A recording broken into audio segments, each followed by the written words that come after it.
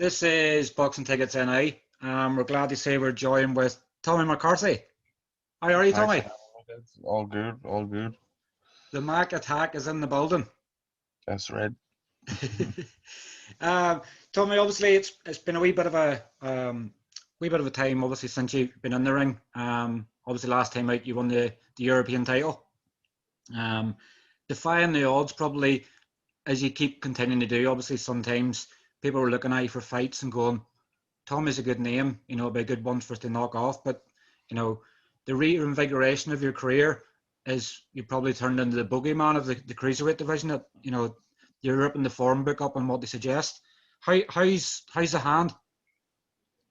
Yeah, the hand's back to 100%. Everything's good to go. So I'm back in camp and back training, firing on all cylinders, as they say. Fantastic, and that's what we all want to hear. We want to hear that you're obviously back and ready to go. I guess injuries sometimes happen and makes things stronger. So maybe obviously damaging the hand in a way will obviously add to your game. You may have had like a niggling injury before that has obviously got worse, and now it's improved.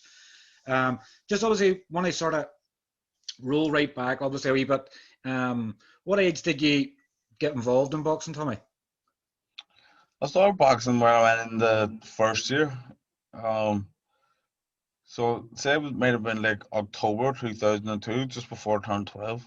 Mhm. And I went down to the Oliver Plunkett boxing club. Sammy Deeds brought me, and really, I wanted to box, but I lived with my grandparents, and they were completely against me boxing. Mhm. So it just says I'm just gonna go and do the training to get me fit, because I was playing hurling and Gaelic football, so just getting fit for hurling and football. But and my intentions were always to box, and then so when I got there, I just loved it straight away, and just kept on going back. But from the first day, I just knew like this was the sport for me, because before that I'd done pretty much everything. I've done all sports. As I say, GAA, judo, kickboxing, everything. Soccer. So this was the one that I just really got my juices from. And probably the most dangerous sport, when you think on it at times, boxing, obviously years ago boxing was a lot more dangerous than it was now, but you probably find your hand more the one that you shouldn't be excited by and getting punched in the face and enjoying it. So I always like the understand sort of why people get into boxing the way, because when you look at it on the outset, you're getting punched in the face for a living. There's probably easier ways to earn money sometimes, but Yeah. it's it's the danger it's there sometimes, and going, it's the enjoyment of it more. You know. Yeah. Well, Um, like when I went in the club as like a young 11, 12 year old, like I wasn't thinking I'm gonna get punched in the face yeah. for my wages. Like it was just, this is brilliant. Like I wanna do this. I wanna be a champion at this craft.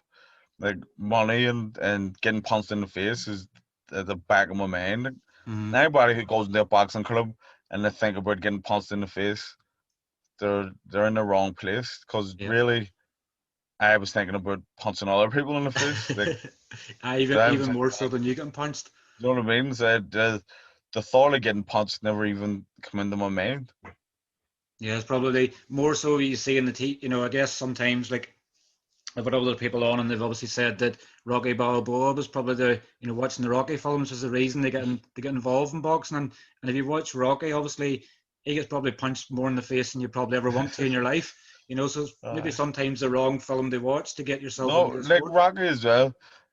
Rocky, I'm a big Rocky fan too. When I was young, from back, as far back as I can remember, my auntie was a massive Sylvester Stallone fan. Hmm. So she used to have all tapes of all the Rocky movies and Rambo and Over the Top. So she used to like well, not make me, but she used to be babysitting me, and we'll watch Rocky. So I loved Rocky, still do. But even watching that, the thought, him getting punched about the place, like I never took that from the movie. Like Yeah, not until I got older. Jeez, he's getting bothered. When I was watching, I was going, like Rocky's hard as nails, and he's bothering everyone. And then in Rocky 3, when he hits the big time, I was going, look, that's the lifestyle you want. yeah. Like I've never, and I still don't. I've never took any negatives away from watching boxing or boxing movies. I've always looked at the silver lining. Yeah, the positive sort of thing on it, and obviously, um, Oliver Plunkett Jim as well. And I know obviously with the posts at certain times and stuff as well. Like, you know, three of the top 10 in Ireland at the moment are from Oliver Plunkett Jim. You and Anto and Tyrone. So everything you sort of done as an amateur, you just came through together. These are all still good friends, and these are all performing as well, which is probably setting. I know Holy Trinity sometimes get a lot of praise for what they do and things, but it's showing that Oliver Plunkett has produced some great talents as well, and he's haven't even stopped yet. He's only hitting your 30s, so there's still a lot Yeah, more to come from you as well. yeah. It was just like just a perfect time, but like and us three are the ones who are still going, but our age range, there was just a group of us, and everyone was just the talent was just hanging in them, and we're all winning Irish titles, and we're all boxing for Ireland, and it was really really buzzing, and Cacace he was the first one out of the crap to win an Irish title. Mm-hmm. He actually was at the club a year before I got there, so when I got there, he was the only Irish champion in the gym, and then that year, because he'd done it, it gave everyone in the gym belief that it was doable. So there was about 6 or 7 of us went down to the stadium that year, Mm-hmm. and we were all wanted like had aspirations of winning the national title. And then Tyrone got it that year, and I got beaten in the final. That was my first year down, and that just the saying "success breeds success" is it's so true, Mm-hmm. because if Anto hadn't have done it, I don't think any of the rest of us would have done it. Because when I look at youngsters today, and but not just in Oliver Plunkett, but in across the clubs in Antrim, Mm-hmm. they're not really producing the goods the way it was when I was a kid. And I think they need somebody to do it so that they can see it's attainable. Like when I see youngsters going down, they don't have the confidence or belief that they're going to win it. Whereas when Yep. we were going down, we're going down here to bother everyone. And then our confidence just grew and grew, and with that, our performances got better, and we just improved and took it. Well, us three took it all the way up to seniors Mm-hmm. and And and, and and the pros now. do you think sometimes with amateur boxing, sometimes people are obviously saying, probably the youngsters coming through the amateur setup now are saying that people are probably very quick to go pro, or um, you know, people, a lot of people now are sort of skipping some of the higher stage of amateur boxing and going pro at 18, or because they think that a lot of it seems to be changing now, but they seem to think that once you turn pro, you're a millionaire. People have that Yeah, mindset and they go, "Oh, you're a millionaire once you're a pro boxer," but it takes a lot of craft and a lot of skill. Like, um, yeah, like, that is true. Like my when I joined boxing as a kid, my goal was always to go pro. I had no interest in Olympics or anything like that, but there wasn't that many. Well, I'd say there was a good few pros when I was a kid, but none of them were really like superstars yeah. the way the Americans were. So it, everybody always just talked me out of going pro, out of pro games, it's a mugs game and all this crap. But I always was like, as soon as I turn 18, I'm turning pro. Then when I turned 18, I was on the brink of turning pro. Mhm. I was having a good youth career and all, and I got asked a couple of times, and everyone talked me out of it. But now it's different because Instagrammers, people, they turn pro and they've got 2 fights, but like you could pose in like all designer clothes, or you can put anything, you can put the superstar lifestyle out there Yeah. on Instagram. So youngsters look at it and go, he's loaded because he's a pro, when really they're not. Like so it's the perceptions of the pro lifestyle has changed for youngsters because of social media. Whereas like when I was young, I remember seeing pros, but they were going to work, like doing a door and stuff. So I couldn't be making much money. Exactly, and it's that concept sometimes, I guess, particularly in probably UK and Irish boxing, probably more so. But when you look at the American market, you know, probably one example I'll probably use, well, Adrian Brunner. Obviously Adrian Brunner's come back from obviously pretty much bankrupting himself, and I think he said, I haven't posted sort of anything about it, but he sort of said that he made $12 million for his comeback fight, and I'm sort of going, are you manipulating these figures? Are they true? Are you sort of making people think that there's more money involved in boxing than there is? And it's probably the wrong thing sometimes to do. You might as well be honest with Yeah, them. because even sometimes I look at some certain fighters and I'm going, how are they getting so much money? But Mm, people are lying.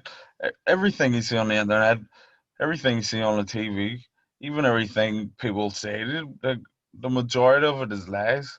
yeah. Like Adrian Broner, no way he got 12 million for a comeback fight. Mm, There's like you have to have a you have to have a rule of thumb here.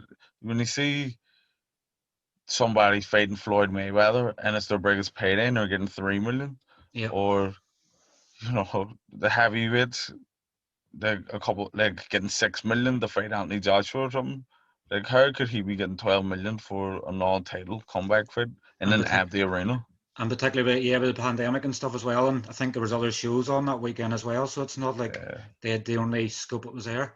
But yeah, sometimes set that perception for kids that going, Adrian Brunner got 12 million for a fight, I want to go pro. And they just yeah, sort of forget of where they are. They're just going, I see the yeah. money, and they run to it. Like, if you want to go pro for money, if you're in boxing for money, you're in the wrong game Mm, because it's not a money game.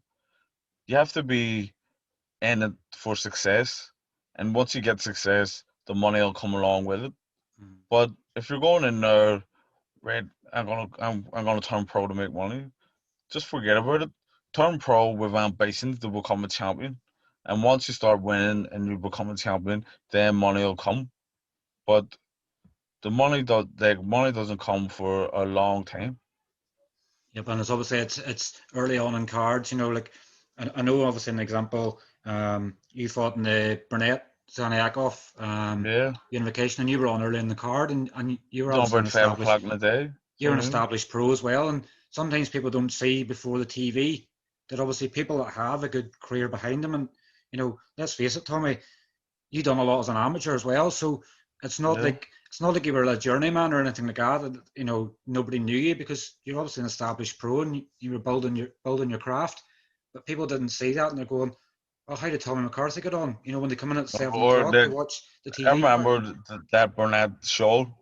I was on that early, and then after I obviously had fought, and then went and got changed, and then came out to watch the fight, and then because people usually come later, go, Mm, oh well, when he fighting again? I was like, we fought the night.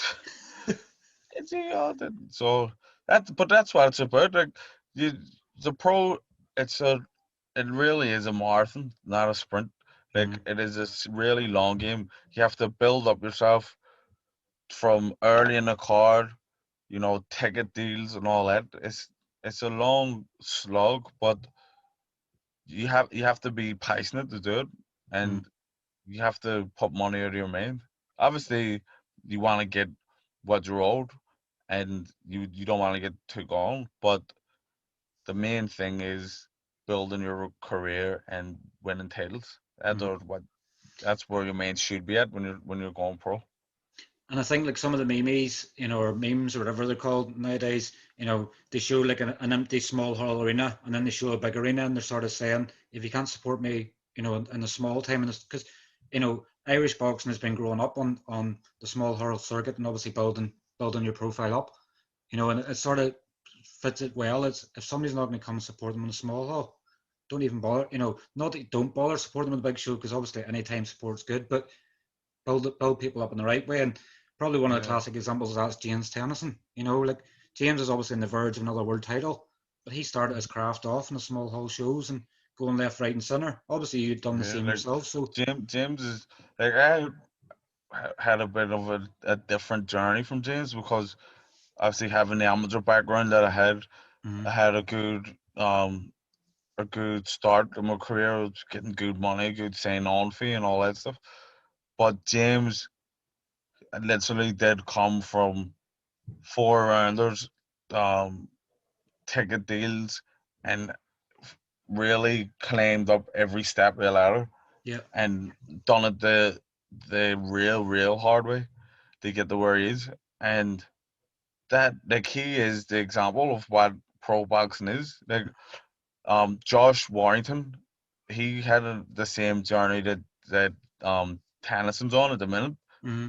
Then now Warrington's one of the biggest names in British boxing, and Tennyson is like on the brink of becoming the new star of British Irish boxing. Like Mm-hmm. he's gonna take over from Frampton here. Mm-hmm. So that's what it's about. Like you, even being a top amateur doesn't mean you can come into a pro game and just take over. A lot of amateurs, and even I was guilty of it myself, was, oh yeah, I'm an international amateur, so I'm just gonna come in and beat everyone, and that's not what it is. Completely different game, and you really have to learn a trade and work your way up.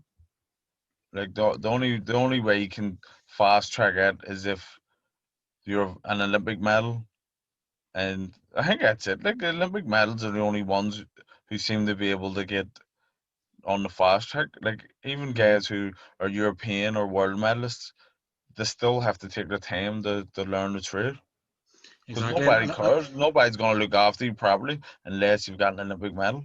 And I think even it always used to be if you were like an Olympic medalist and things like that, you were destined to sign way out of Hearn, and even now, so people are probably losing concept of that, and it's going the other way, and it's going, well, you have to earn a grade if you want to get somewhere, because Yeah, a lot of Eddie's deals, they'll openly say now they're like a one fight sort of rolling deal. So if he doesn't like you, you don't like him, you're not under any obligation to stay. Um, yeah. and sometimes it's better to come through the proper way as well.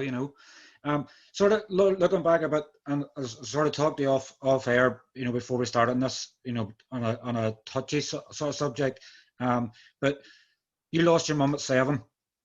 I obviously lost my own mum as well when I was 16. Um, did it sort of? I know obviously for you, obviously being at 7, there's a bit of a difference. Obviously, I would have more time and things like that. But did that sort of set you up from the start to have a different outlook on life? More in pride and honor and passion and doing the best that you want to do. Yeah, but as I say, my mother died when I was 7, just like 2 months before my 8th birthday, and it was obviously a massive shock.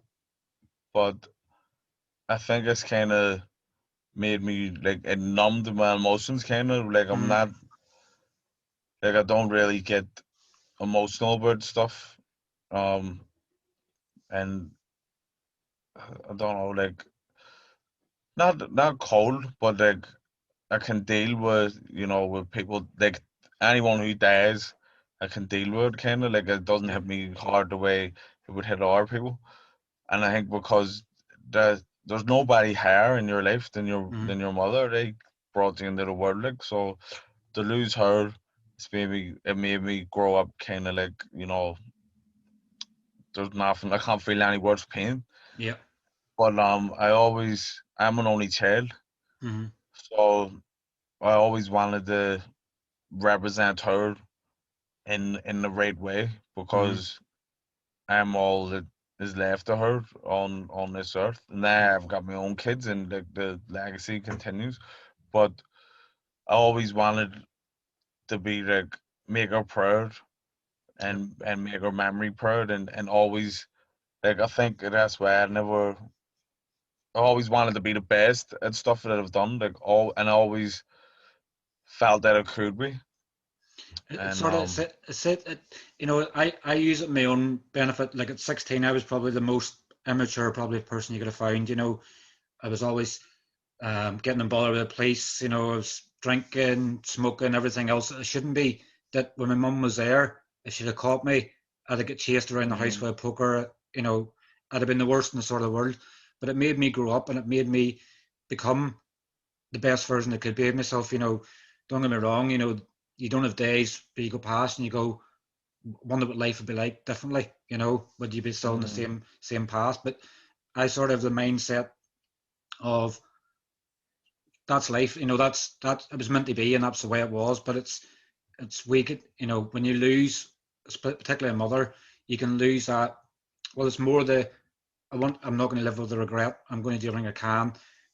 When you're saying there about other people having death, it rhymes off your head because you've been through it. You know how to help people. mm, yeah, that's it. Like even a lot of young people, if they lose a parent, especially at the age I was, a lot of them go on the wrong path and Mm-hmm. like rebel against the world. Where I went the opposite way. Like I made it my duty to be not to be a bad kid and to stay out of trouble because I didn't want to drag my mommy's name down or just disappoint her or Yeah. all And that stuff. So I did. I was very no trouble at all, really, growing up, and always done my best to excel, and still now, like I still wanna, you know, want my aunties to say that's my sister's son, and every, just to do her name proud. yeah, and that's what we always want. In anything in life. Like on an observation, I would sort of have of you, Tommy. I would always say I don't ever see you posting, an Instagram or Twitter and things like that. I don't see you posting anything negative. It seems like you're a joker. Always laugh at your Instagrams when you're singing in the car, driving up from Dublin or driving to Belfast. But you always seem to be happy-go-lucky. Everything's always positive. You may have different, perceptions and things, but you keep it away from the public domain. And I'm not sure, obviously, if that's you in a nutshell. But Well, you just, but like I just nothing. I suppose this could go back to my mother's death as well. Very little annoys me, mm, like because, like I say, the death of your mother, and it's the biggest blow I think you can take as a child mm, because your mother your number one, um, who can never be replaced. yeah, So to lose my mother, like anything else, has always been like minute to me. Like it's this, like I think that's why I'm so laid back and all as well, because nothing really annoys me.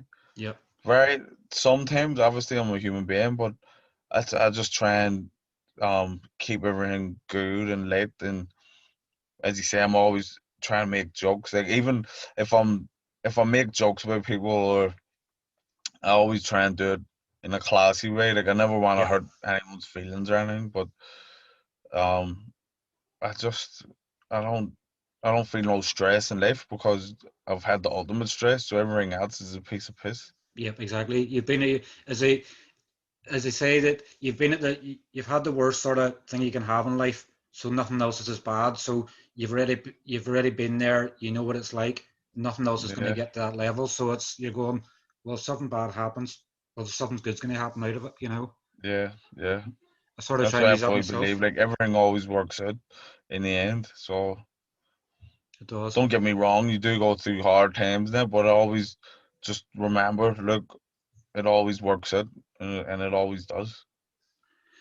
And sort of, not that we're sort of going away from the subject and things, but we're not sort of just here to sort of talk about death and obviously what we've went through as children and stuff ourselves. But from what obviously I do in some of the research and things, it's always been your dream to turn pro. What sort of age was it whenever you first went into the gym at 11? Was that when you decided I want to be a pro boxer? What was it that got you to go? I want to be a pro. Was it watching some of your idols like Nassim and things like that decided I want to do what they do? Yeah, well, for me, I've said before, I'm not from a boxing family, Mm-hmm. and like I said, I'm an only child, so I never grew up around boxing. Mm-hmm. Only just like as my daddy would have been a casual fan, like, but he would have watched it, but he wasn't like a like I said, we weren't a boxing family. Mm-hmm. So the boxing that I would have watched in the house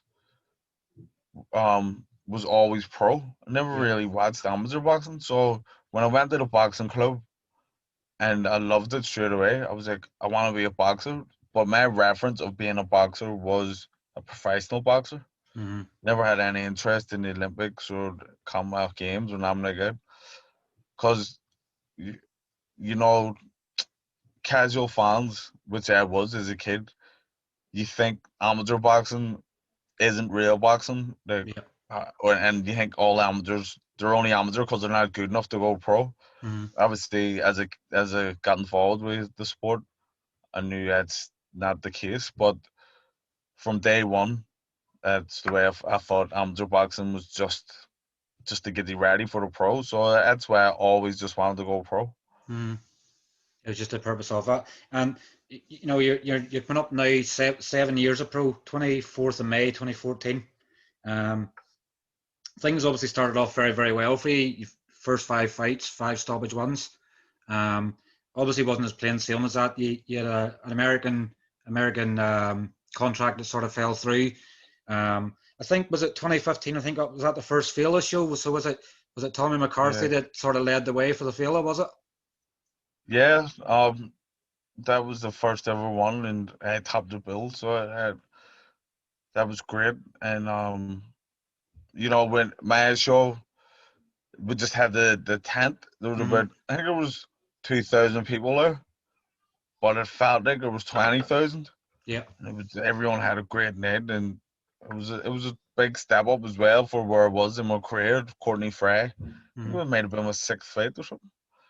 And but no, that was great, and billboards all around West Belfast, for me fighting, and um, yeah, it was fantastic.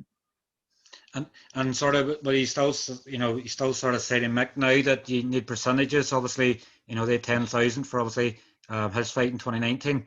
But you still sort of go, Mick, it was my idea. I was the first one to top it, so you have to give me 20% of it.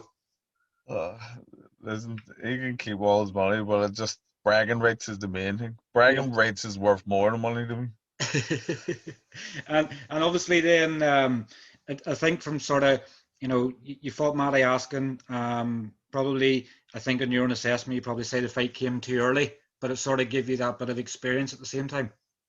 Yeah, definitely. It's like I think we've seen it in recent weeks there, where Josh Kelly fighting your man Evanesa. David Evanes, and like it's clear to see that Kelly is a better boxer than him, Mm-hmm. but it was just a fight maybe 2 fights too early, Mm-hmm. maybe a year or two too soon for him, because your man was seasoned and was able to get the job done, and then even my good friend Sean McComb, like Sean McComb is million times better than that fella. Mm-hmm. But once again, your man's a wee bit more seasoned and was able to, you know, grind Sean down like with his experience. His so the same happened to me and with Matty Askins. Um, Everyone thought the guy was far better than Matty Askins, but Mm-hmm. Matty Askins was in his prime. He was seasoned as well, and he just that was the real welcome to the pro game. This is what it's all about. Like, so that was hard to take, and then after I'd lost, I never really got going again. It Mm-hmm. was hard to get fights in it.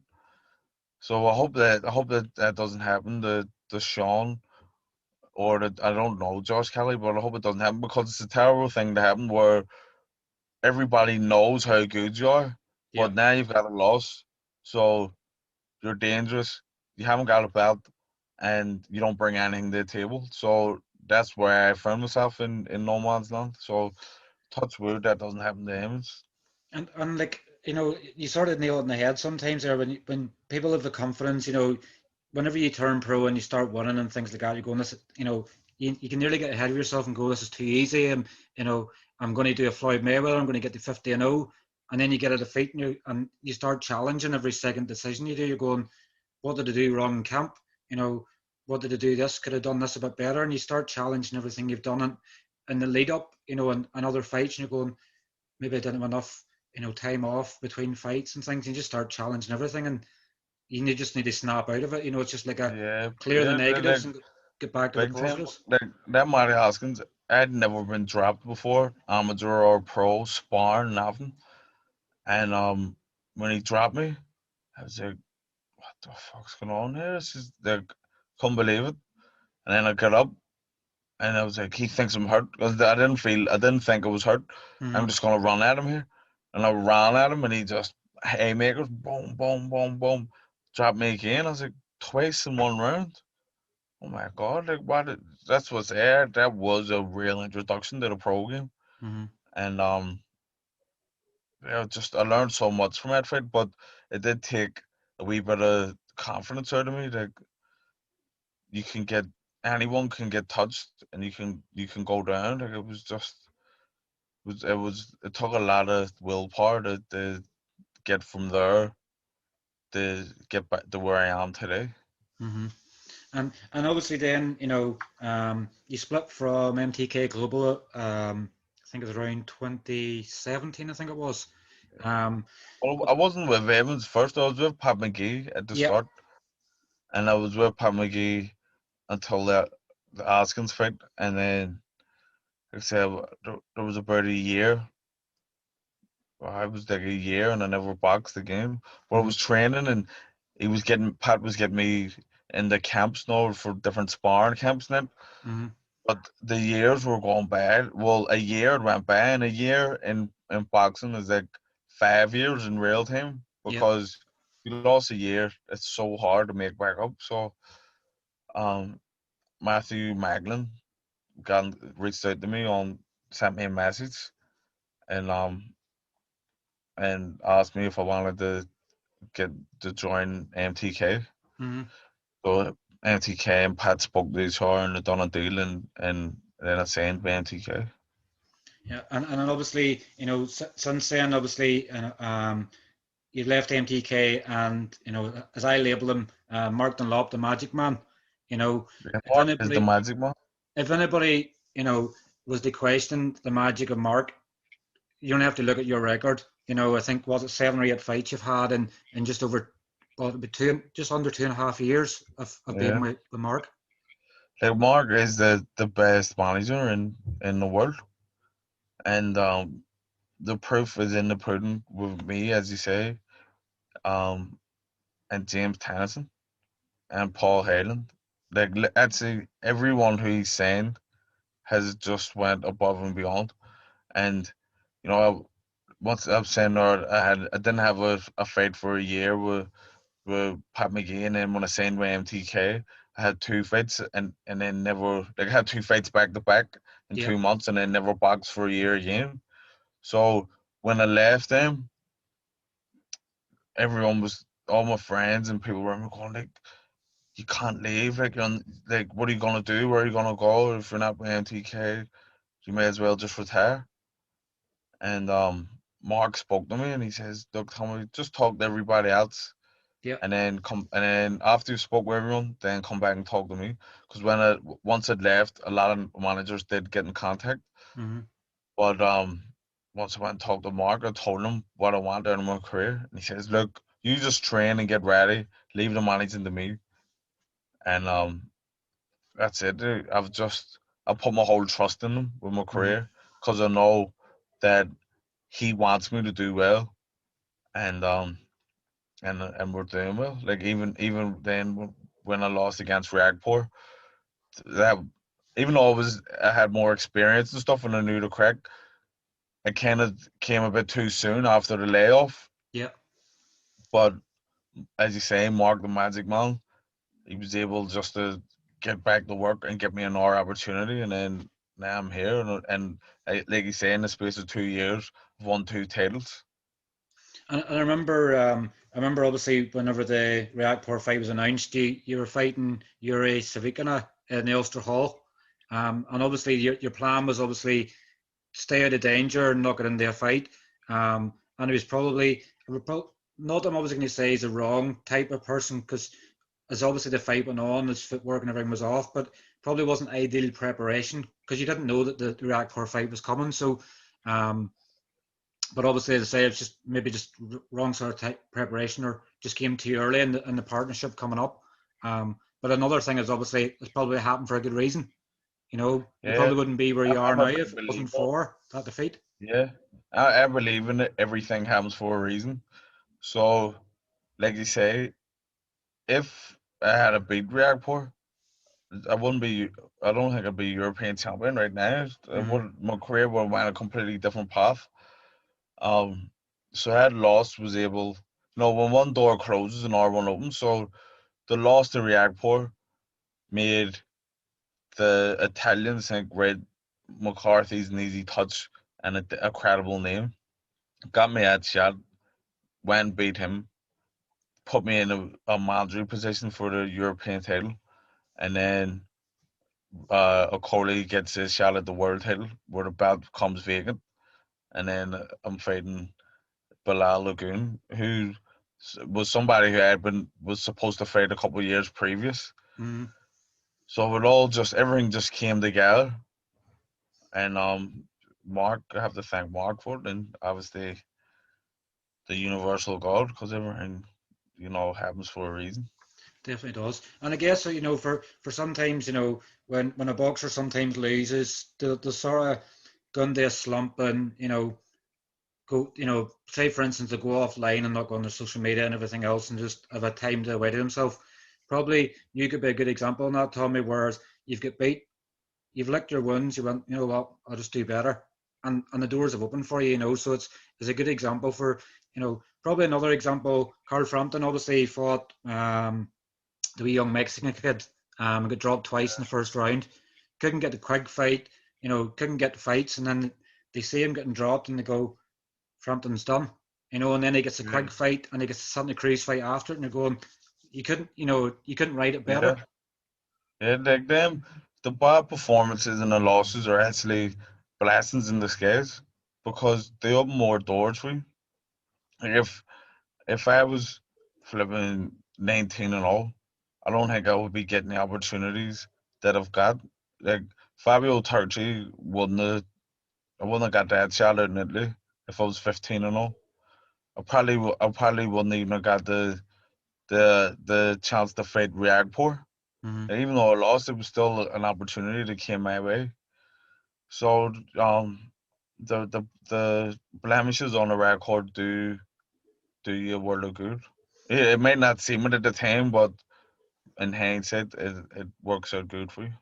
Definitely does. And the link up then with Pete Taylor, did that come? Obviously, I know you've known Pete for years, obviously from the amateur and everything else.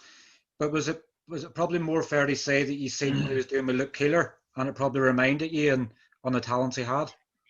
Yeah, it's no secret. I've said many times about what I seen in Luke is what was the deciding factor for me to come and join with Pete. But for a long time, Tyrone McKenna was saying to me, "You need to go and train with Pete. You should train with Pete." Blah blah. And I was going, I would love to, but like logistically, how's it going to work? He's in Dublin. I'm in Belfast. I don't want to go and stay down there, and just I was finding reasons not to make it happen. Mm-hmm. But then I went to the Feile, and well, look, it had a big performance again against Conrad, Mm-hmm. where I actually thought Conrad Cummings would have beat Luke Mm-hmm. a couple of months before the two of them fought in the on the same show, Yep. and Luke had a draw, and Conrad stabbed someone, looked brilliant. So I was like, right, Conrad should beat Luke. And then when Luke got in the ring, I couldn't believe what I was seeing. Like, Mm-hmm. he was like friggin' Muhammad Ali, just unreal. So then he was fighting Luis Luis Arias, Arias. Yeah. and I knew him from the amateurs. Me and him had the same world championships, and he got a bronze medal. But me and him both got bronze medals at the same world championships, and then Mm-hmm. he'd signed with a money team, and he'd fought for a world title and stuff. So I said in my mind, like, this will prove how much improvement Luke has made, because maybe Conrad's style just suited him, or Conrad had an off night. Yeah. But then he get in, first round, dropped him, just punched the head him again. I just says, you know what? Whatever Pete's doing with Luke, I want him to do with me, because that's unbelievable. So, and I actually tweeted Luke the next day. I said, "You're the most improved boxer in the country. What's the secret?" And he just said, "Pete Taylor." And then I just sent Pete a message. He's like, hook me up. Tommy's coming down. I says, "Pete, would you be interested in working with me?" And then he phoned me and he was like, "Fucking right."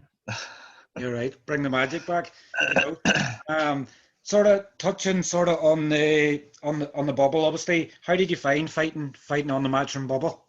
Did it seem as weird? You know, obviously others had fought beforehand. You know, and stuff in the bubble.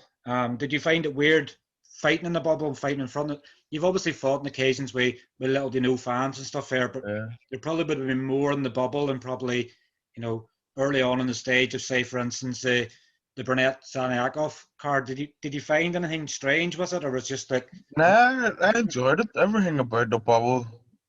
I think it's great for boxing, and eventually when the bubbles are stopped and all, I'm gonna enforce a personal bubble on Fight Week, because you're in the environment. Nobody can get in and annoy you. You can't go out. It's just pure boxing for the whole Fight Week, and you have your phone, but if you don't want to talk to anyone, you just turn it off, or you don't have to do anything you don't want to do. You can just fully focus on the job at hand. So I really like that, and the environment too. It's just everyone's there for boxing. It's like going away on an amateur trip where all the countries are all in the same hotel. You're all eating, and so it was. I really am a fan of the bubble, and then on the fight night, it doesn't it doesn't seem like you're fighting in front of an empty crowd, because Mark's very vocal and he's making a loud noise. Then there's a couple of dignitaries around the ring, and they're making loads of noise now too. So it didn't seem like it didn't seem any different. Yeah, but So obviously it's just it's I guess sometimes preparing properly. You know that probably a lot's been said of um, you know, Josh Warrington obviously used to fighting in front of big crowds and things. It's yeah, probably more a thing of the mindset depends might have been. what thing as well, because like Tyrone said he didn't like it fighting against O'Hara. Mm-hmm. He believes he could have done with a crowd, and I think so too. In order to get him to go through the gears, that actually bit. Yeah, But watching his fight and watching Josh Warrington, it did seem eerily quiet. But I yeah, think, when things weren't, well, Tyrone's fight, I think, because nobody's there. But in Josh's one, the people who were there, I think, because it wasn't going his way, they didn't know what to say. Everyone was kind of shocked. yeah. So I think, yeah, they have a different experience, but it's different strokes for different folks, isn't it? It is, and I think probably for more for Tyrone's side, he loves the war. He loves the, you know, if he's coming out of a fight and his eyes aren't bust open, Yeah, he's not happy, you know. So I think obviously probably later in the fight, probably might have G'd him up more and somebody going, just hit him, you know. yeah. As you sort of give him Ulster But Hall people got sometimes, mad at all. All the mad Andy Turners would have been there, and he would have, like, Tyrone is a showman, so he likes to perform for the crowd. So with no crowd there, who's he performing for? You know what I mean? So and you just imagine obviously that if McKenna and Davis had have fought in Ulster Hall or the SSE Arena or something like that, it, the atmosphere would have been there, have been crazy because it's a pure Jekyll and Hyde moment. You know, it's everybody's there for Tyrone. O'Hara Davis would have probably been the biggest villain you could have had. Everybody been booing and everything else. You I know, don't know. you know, and obviously the crowd can have a big impact on that sometimes. You know, but then O'Hara likes to play to the crowd, so probably in some ways it sort of helped her in a bit, you know. Yeah. Um, obviously, European champ now, European champion of the world, as you keep saying. Um, what's your thoughts on Eddie Hearn? Yeah, I really like him. Um, he's always he always like makes time to talk there. He's sound. Made I haven't got a contract with Matchroom. Hmm. Everything's just based on verbal agreements, and he's never um reneged on his word. And I really like him. He's a really nice guy, and he's given me he's given me quite a few opportunities, and like I haven't got a bad word to say about him. Yeah, but he sort of comes across, he loves to play the villain. You can remember back the front and quick press conference and stuff in Belfast. He's come out and he was doing the singing for the Yeah, booing. You know, yeah. but he gets his flack this that, the other. But how many boxing promoters would think they put a boxing show in their back garden? I guess I actually don't know where he gets any flack and people boo him and all because he's actually sound. He's so sound and he's funny and like I don't know. He's the best promoter in boxing at the minute, and he's fair. Hmm. Like see, do you go to a matchroom show? It's the best show you can ever be on. Everything's like clockwork. They look after you. All the staff or everyone who works in matchroom, from the drivers, the friggin' glove people, everyone, they're just all so sound. It's like there's a stipulation in the contract that you have to be sound to work for matchroom because you can't not like everyone. So I think he is the top man in boxing at the minute, and like I said, he's done a lot. He's done wonders for my career, and Hmm. and I can't thank him enough. And obviously on the back end of that as well is Eddie's obviously said on obviously tweets and things like that. I've obviously returned to the SSE. We're over 3 years now of no shows, and well, the last Matchroom show was in October 2017, which you were on, but the last show there will be coming up 3 years now. Mick's homecoming show. Um, Obviously, you know, what's your sort of thoughts, and you and James and obviously others, headlining the show in Belfast? Yeah, that would be, an absolute. I don't know, it would just be amazing. Me and James, but like, I've thought about this. Now when he tweeted out about coming over, like myself, James, Tyrone McKenna, Sean McComb, Paul Hayland, like there's five off the top of my head. All of us are from the road, like from the same, like from West Belfast. Yeah. It'd be like mad, like just all the lads putting on a big massive show in the city centre. It would Uh, just be unbelievable. And fighting like James obviously ready for a world title. Me, I want to be fighting for a world title too. Tyrone, like another win. We win this next fight, he'll be ready for a world title. So you could have like a triple header world title. It'd be just Unbelievable. unbelievable. It would. Obviously, the plan next. I know the EBU have sort of done a sneaky move and sort of announced on the website. Obviously, your next fight. You have. When did you start training this year with Pete? Have you been down since the start of January? I've been training away, yeah.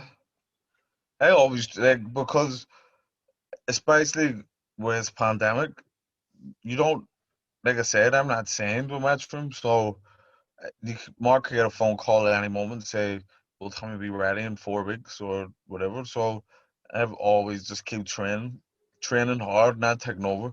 The only thing is not watching what I eat. But Mm-hmm. once I get my diet plan, like I lose weight easy. So I've been training away and I met with my nutritionist this morning. The wheels are in motion. So as you say, the EBU's released the thing. It's going to be the 1st or the 15th Mm-hmm. for my first defense, and I'll be ready. It's 8 weeks away. And and you sort of mentioned obviously your nutrition stuff there. I know this last year or so that a lot's obviously been put on Stephen Floyd. How important has it been having somebody like Stephen there to help your nutrition and help take care of everything for you, pretty much. Yeah, it's all about the percent. The difference in domestic level and world level is all we minor percentages. Mm-hmm. So to have somebody there with the real knowledge, who studied it, he has a master's and a bachelor's in it. I fully trust him with what I need to put in my body, and it's not just to make weight; it's to get the best out of your training and feel good. Like it helps everything. So he has been a great addition to my account, and he's played his part in getting me the European title as well.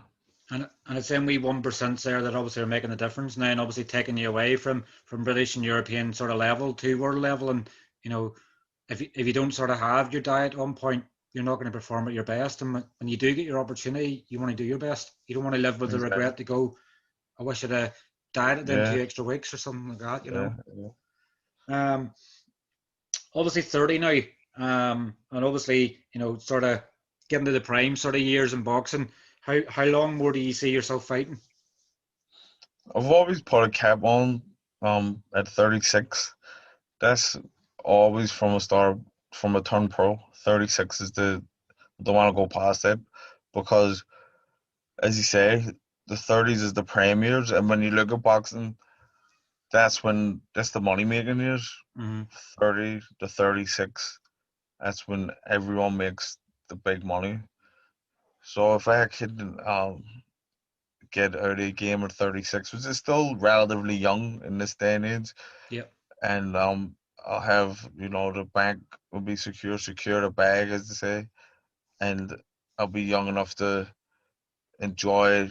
My kids will still be young. I can enjoy being a father and traveling with my wife and kids, and you know maybe get into something else. But I would hate to be boxing till I'm 40 or early 40s. Yeah. Like, Where you're past your best and sort of there's more danger sometimes, and because you become a stepping stone for someone like Yuri Gamboa was one of my favorite boxers growing up. mm-hmm. Like unbelievable amateur round pro. Now he's 40 years old and he's just getting used like Davin Haney and what's the name, Tank. They're He's a credible opponent for him, and they're beating him. Whereas 10 years ago, the one that got near him. So Yeah, I don't want to be that guy. they would avoid him like a passion, whereas now they're Yeah, using it and going, look at the name I have in my resume, yeah, of yeah. beat Gamboa. So Obviously, how has it been sort of training away from you? I mean, the kids in Dublin, I know you don't spend all their time down there, you sort of come up and down, but obviously, does it make you a bit hungrier to achieve obviously your goals, knowing that that time away from them has been done for a reason, because you want to reach your goals in boxing? yeah, it's my my goals and my drive for it is that I don't need any more added fuel for it. But when I'm down there, if I'm thinking about, "Oh, I can't be annoyed doing something," I'll be like, well, what am I here for? If I'm not going to give it 100%, I may as well just go home. Mm-hmm. So it does get me through any moments where you know everyone goes through them, and whatever you do in life, you're like, I can't be annoyed. Then I just have to remember, if you can't be annoyed, go home and stop wasting your time. Yeah, So definitely right looks sort of have it. What would your what, I always like to ask people this, Tommy, and more so I know sometimes whenever you're a professional boxer and you're in camp and everything else, the last thing you want to do sometimes is watch boxing that's on the weekends and things. Do you watch a lot of boxing, or probably just some of the bigger I shows? watch it. I'm a boxing fan. Yeah. I'm a boxer, but I'm a boxing fan too. And I know I actually was having this conversation with someone before. Like, why has it become like the cool thing now to say, for boxers to say, I don't watch boxing? Yeah. Like, if you don't watch boxing, you don't like boxing. What are you doing in the game? Mm-hmm. Like, nobody just comes into boxing by chance. You come in there because you watch it and you're a fan of it. So I, when I watch boxing, I watch it as a fan, from a fan's point of view. Like, so any fights that are on, make sure I will try my best to watch them because Yeah. I enjoy it. A Saturday night or a Friday night, there's nothing more enjoyable for me and to be sitting there and like getting excited about watching it, especially when it's people you know. Hmm. It's great. So yeah, I watch. I keep up to date with all of boxing. And obviously it's a sport that always evolves as well. I know obviously D Walks, obviously former pro boxer and training obviously Paddy and Lewis and things like that now. But he said I think he said he spent like 9 hours a day at stages watching boxing because if he doesn't keep evolving with the game, you get left behind. And if you don't watch and keep up with it, you don't know. Somebody could be fighting on a card somewhere and then all of a sudden, oh, I want to fight Tommy, and you're going, who is he? You don't know who. Yeah, You're not giving them the ultimate respect by watching them. yeah. It's just I just think it as well. I mean, there's not there's not a you don't have to get deep or well, and there's nothing too deep behind it with me. Mm, It's just I like boxing and I've always liked it, so I watch it. Like some people watch football every weekend, and it's great now that there's boxing every weekend. mm-hmm. Something to look forward to. But it's just I don't even seeing I'm watching it.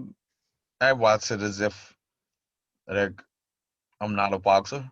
Like I enjoy fights, the tear ups, and just people getting stuck in each other. Obviously, I Mm. appreciate the beautiful boxing and all, but when I'm watching it as a fan, I'm just want to see knockouts and blood, sweat, and stabbers. Yep, exactly. And what have you sort of thought of the last few years in Irish boxing? I would probably say now we're seeing what sort of happened whenever you sort of turn pro. You know, this last sort of 10 years or so in Irish boxing, it just seems to be the levels are going up and up and up. Do you think that probably may be down to the success that we're having as professional boxers, or just because there was so much talent coming through the amateur system? I think before there was like years ago there wasn't uh, a place for Irish for professional boxing. There was only really John Breen was the only coach, Mm-hmm. and I know from my experience, anytime I spoke of going pro, I was talked out of it Yeah. from my club coaches, the international coaches. Like pro was made out to be the silliest move that you could ever make. Mm-hmm. But now there's people are going pro. People we need more coaches in. Yeah. So before it was just John Breen, and then other John Breen obviously millions of success, Yeah. but there was nobody else to do it. So like if you were a pro anywhere else in the country, you'd have to come to Belfast or you'd have to try and wing it yourself. But now there's more pro gyms coming up and people are passing on like more knowledge and like even like Brian Burnett, he he's retired now, but Mm-hmm. Brian Burnett would work with me now when I'm at home. Yeah. Like I just came from a session with Burnett now. He would be an unbelievable boxing coach if he wanted to, but he's no interest in it. But people like that who have experience of the pro game and success can pass on knowledge to other people. So I think just Irish boxers get more experience in the And, pros and and it's sort of everybody's sharing that experience and sort of passing it on is what's leading to probably more going into coaching and more fighters then turning pro because people's getting them advice.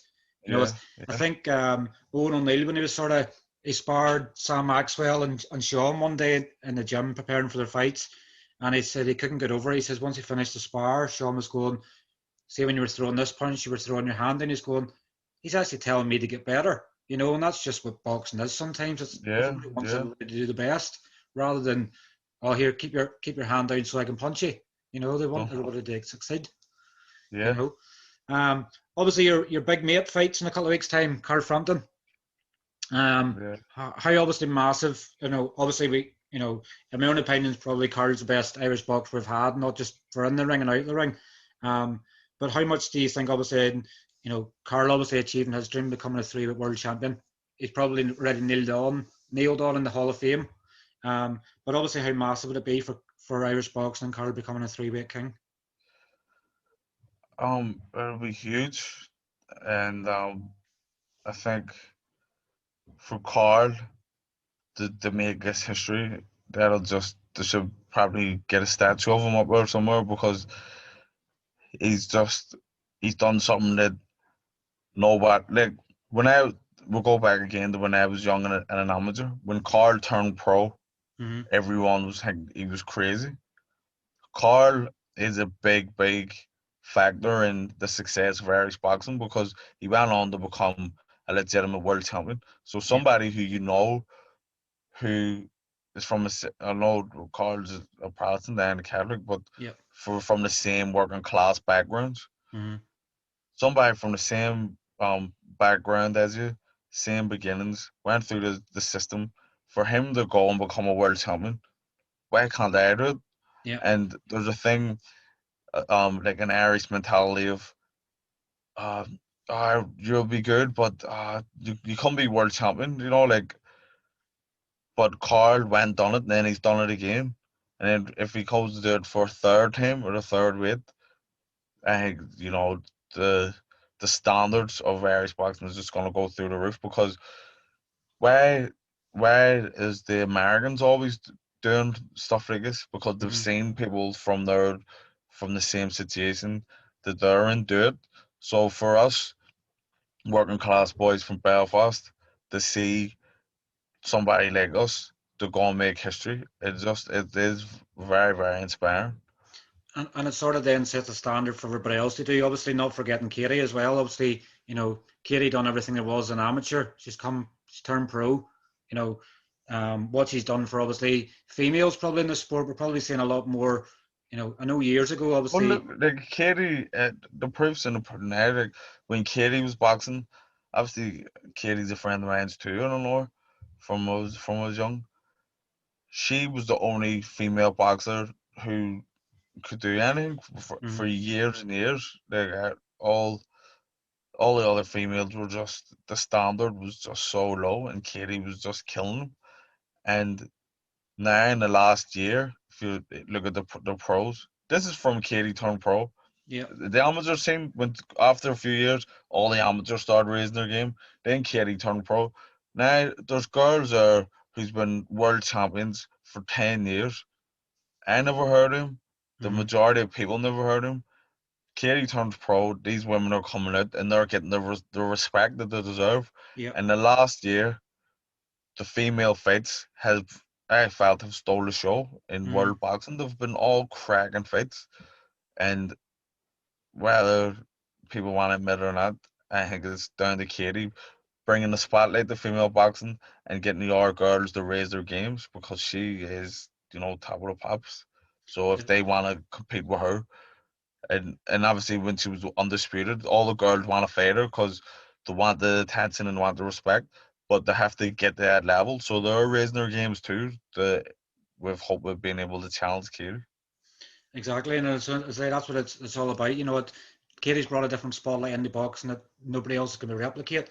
You know, if you could probably have said that if there's one thing probably Katie could do more, it's probably social. You know, if she had more of a social media presence, her Yeah, profile would probably be 3 or 4 times bigger again. You know, yeah, but her talents alone are able to sell exactly who she is, and yeah. you know, where could you go in the world that probably somebody hasn't heard of Katie Taylor? I know it's unbelievable. So and it's what a time to be part of this Irish boxing. You could call it an Irish boxing revolution where you have Katie Taylor and Carl Frampton at the same time, and they're just both history makers, like two Hall of Fame boxers Mm-hmm. and two personal friends of mine. Like it's unbelievable.